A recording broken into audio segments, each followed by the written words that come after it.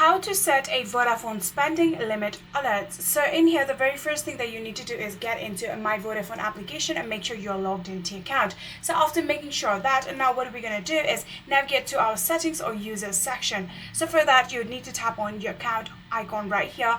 Then from here, what you're going to do is simply tap on device permissions, right? So after doing that, here you can get the option of push notifications. What you're going to do is make sure that it is enabled just like this. Tap on allow, and then from there make sure that push notification is turned on just like this. So in here, like I said, you have now successfully turned on the notifications of your application. Now what are we going to do is select the spend tracker or spend limit, right? So for that, get into your home page and select the exact plan you want to get the limit alert of. Then after doing that, what are we going to do is simply select the option of spend tracker or spend limits.